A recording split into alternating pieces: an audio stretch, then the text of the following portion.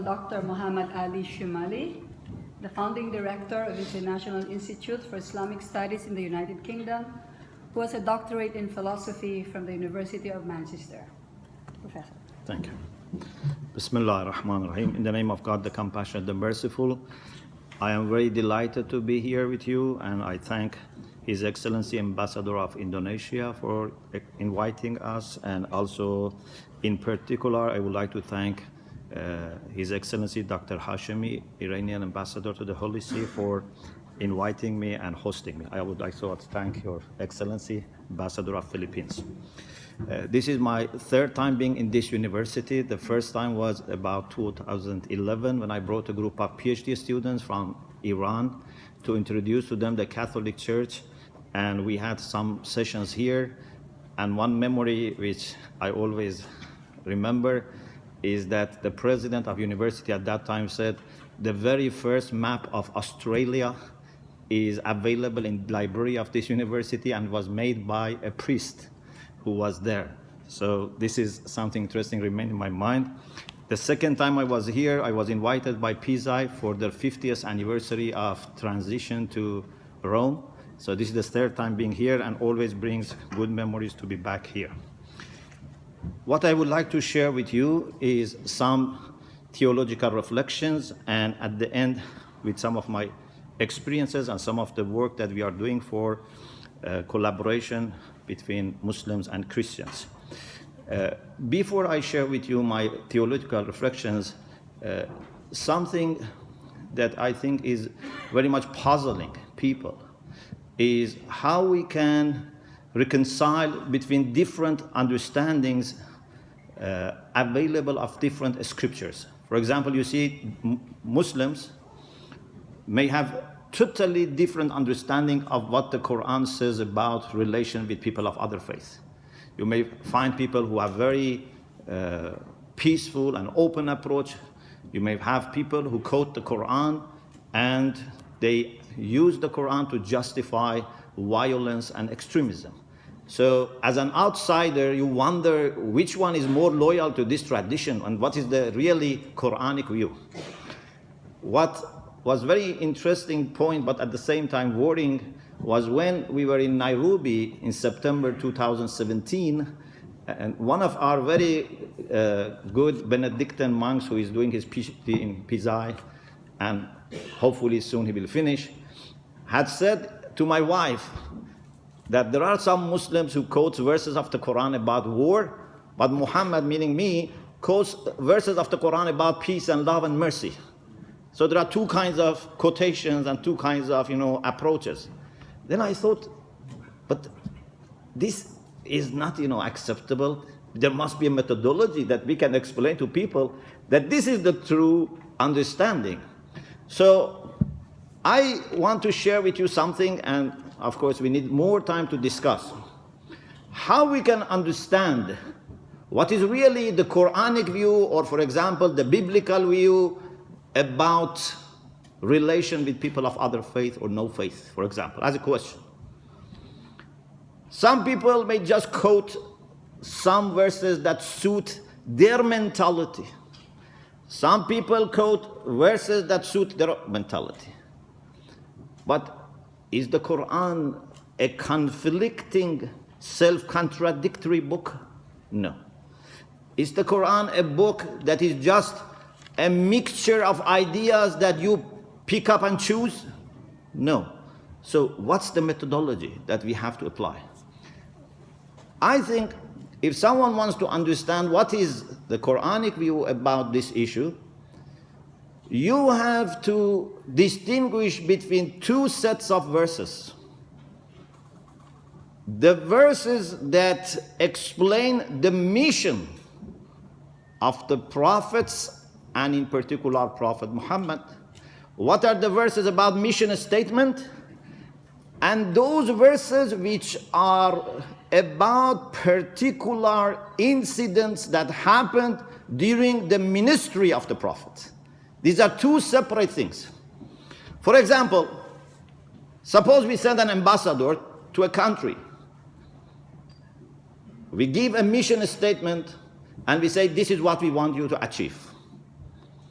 But over 3 years, 4 years, 5 years that he is there or she is there, some crisis may happen in our relations, some wars, some earthquake. Maybe we end up sending more communications about this particular issue, but that was not the mission. For example, God sent Noah, and Noah ended up with carpentry. But was Noah sent as a carpenter? So, why the Prophet Muhammad was sent? We have to focus on the verses that explain his mission. The Quran is very clear. وَمَا أَرْسَلْنَاكَ إِلَّا رَحْمَةً لِلْعَالَمِينَ. We have not sent you except as mercy for all inhabitants of the world. And there are many verses like this. إِنَّا أَرْسَلْنَاكَ شَاهِدًا وَمُبَشِّرًا وَنَذِيرًا. So I don't have time to go into this discussion. So what I want to say is that people need to have a systematic approach to the Quran. And part of that systematic approach is to put every verse in its due place. There are verses which are very fundamental. There are verses that shed light on other verses. And if you just go by choice or even by frequency, it's not going to work. Even frequency is not showing significance. So, what I want to share with you is one aspect of this systematic approach to the Quran. What was God's plan in creation?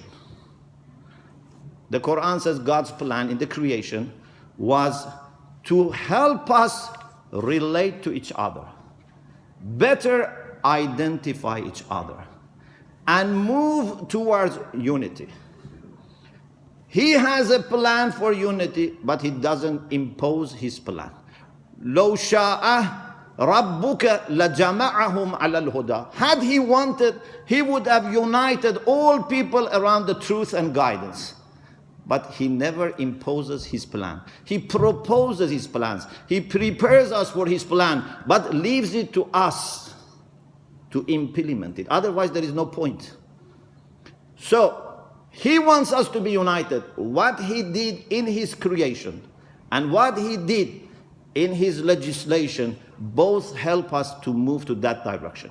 For example, when it comes to creation, God says, يا أيها الناس إنا خلقناكم من ذكر وأنثى وجعلناكم شعوبا وقبائل لتعارفوا. O people, we create you from one man and one woman. You have the same father and mother. Then we made you into tribes and nations. Why? Over history, unfortunately, we human beings in large thought God has made us different tribes and nations because some of us are better than others, because some of us are superior to others, because some of us can enslave others. But this was not the plan of God. The plan was لِتَعَارَفُوا, so that you have mutual recognition. If God had mass-produced us, billions of people all looking the same, what a terrible world that could be. That you could not identify each other. So not only we have one God, not only we have one humanity, we have also one father and one mother. If we had just one God, it was enough to feel united, creatures of the same Lord. But we have one God, one humanity, but also we have the same parents.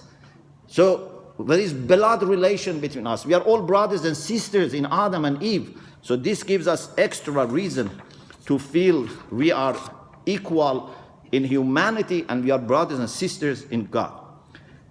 Prophet Muhammad sallallahu alaihi wasallam used to make this very clear in a society in which slavery was dominant, in which racism was also dominant. He used to say that you are all the same in humanity.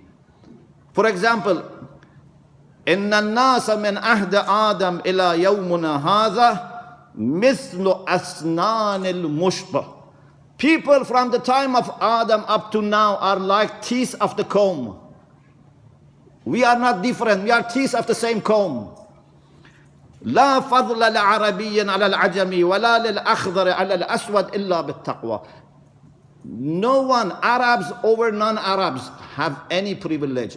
Black over red, red over white, white over yellow. No one has any privilege based on gender or color or ethnicity or language or geography. The only privilege comes with virtue. And virtue is what me and you have control. Yeah. So, we have to understand that we belong to the same humanity. In my paper, I have given some references to save time. I move on to the part about 3 types of groups that we deal with.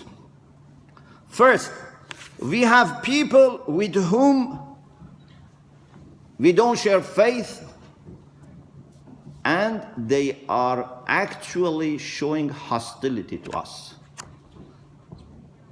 You know that the pagans of Mecca, they used to kill Muslims, they used to torture Muslims, they used to confiscate their properties.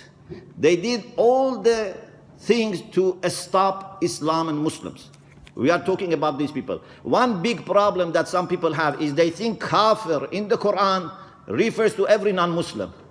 Kafir in the Quran, in 90% of the cases, or around that 90%, doesn't refer to any non-Muslim. Kafir refers to the people who were hostile knowingly against Muslims. So, if there are people who are your enemies and fight you and kill you, what should you do? This is one group of people.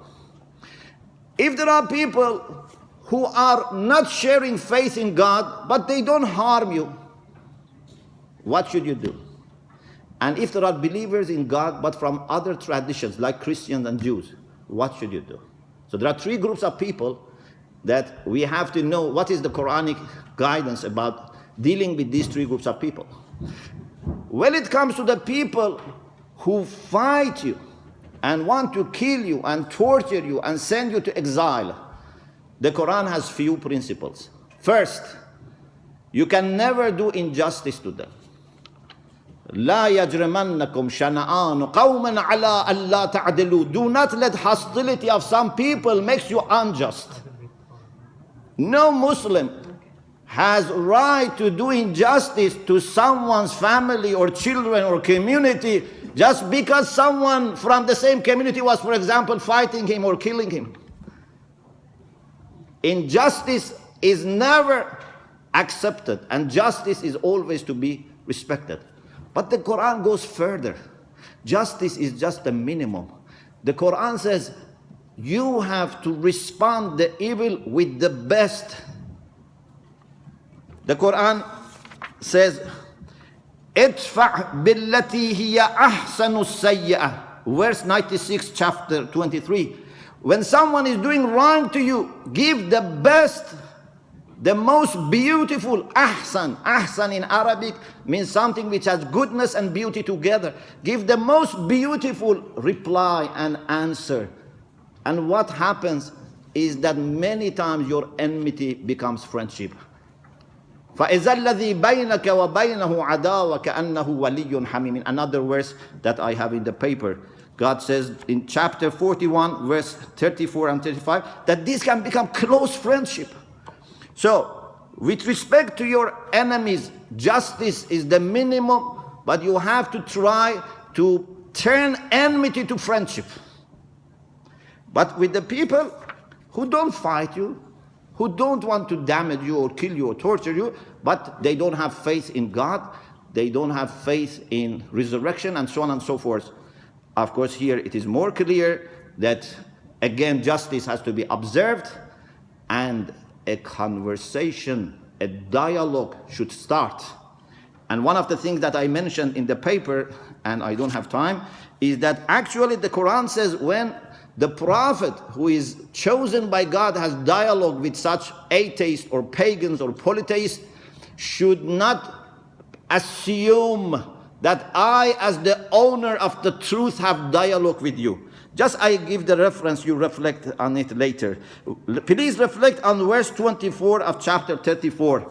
God says, قُلْ مَنْ يَرْزُقُكُم مِّنَ السَّمَاوَاتِ وَالْأَرْضِ. Ask them, who is giving you sustenance from the skies and the earth? Start this question, but then, قُلِ اللَّهِ وَإِنَّا أَوْ إِيَّاكُمْ لَعَلَى هُدًى أَوْ فِي ضَلَالٍ مُبِينٍ. Look at the logic of the Prophet. The Prophet said, either we or you are guided or misguided. He doesn't say, I am guided, you are misguided. He says, either me or you are guided or misguided. It means that we don't precondition our conversation and dialogue. But the Quran also says you can have friendship with these people. In Surah Al-Mulk, chapter 60, verse 8, لا ينهاكم الله عن الذين لم يقاتلوكم في الدين ولم يخرجوكم من دياركم أن تبروهم وتقسطوا إليهم. God doesn't stop you to make friendship and to be benevolent and benefactor towards the people who don't have faith, but they have not been killing you, they have not been sending you to exile. Have very good relationship and friendship with them. But the third category, and that is people who have faith in God. People like Jews and Christians. This is totally new world. This is not, you are talking to a person who is not a believer. This is a family relation. People who follow the path of Abraham, those who believe in God of Abraham, in the personal God, the Quran has a special relation with them. And the minimum is dialogue. But I always tell my brothers and sisters in Islam and Christianity, and also other Abrahamic faith, dialogue is with everyone. The most natural choice for human beings is to have dialogue. But when it comes to Muslims and Christians and Jews and people of faith in one God, dialogue doesn't do justice. Dialogue is too little. Dialogue is just the first step. We should have unity. We should feel we are children of God. I think one problem is that we believers, I say about myself, unfortunately, we talk about God a lot, but we have not really put God in his due place.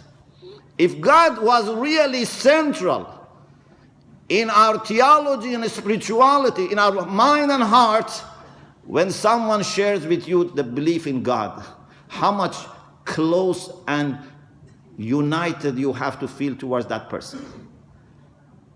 If someone believes in the same God, shouldn't I feel that he shares with me the most valuable thing in my life? Sometimes people say, Muslims, Christians, we believe in this, 1, 2, 3, 4. We differ in 1, 2, 3, 4. And belief in God is one of those things which is common. I say this is wrong. You cannot just numerically list. If one person believes in the same God as I believe, this is more than 90%. You cannot say he believes in God, but he has other differences. What can you put next to God? Nothing can be put next to God. So, if I am with a Christian brother and sister who has devoted himself or herself to God, and if I am with a Muslim from my own family, speaks Farsi from Iran, but has not devoted himself to God, which one should be closer to me? If I am a man of God, this Christian who has devoted himself should be closer to me. This Muslim who has devoted himself to God should be closer to a Christian. If we are a man of God, if we have devoted ourselves to God. But if we are hiding our ego behind names and labels, and we are doing our selfish things and business in the name of religion, oh no, this person believes in God, this is not that important. He doesn't associate himself with my group, my party, my class, my sect, my denomination. He is thousands of miles away from me. So we have to decide whether we want to really devote ourselves to God, whether we want to bring all people of God, and then later all children of God, even those who have no faith, closer to God, or we want to call people towards ourselves. You have to choose. Are you trying to take people towards God or towards your religion, your church, or your mosque? I think we all have the common mission to take people towards God. And if Muslims, Christians, Jews, and people of other faiths, if we together work for this, there would be such a beautiful power and attraction that no one can resist. But if we to call people towards God in our own name. People can say this is selfish, this is sectarian, this is, because of some political or, religious motivation. Thank you very much, and I hope and pray that God the Almighty would help our generation to understand that how much we need Him and how much we have responsibility to work together to bring humanity back to Him. Thank you very much.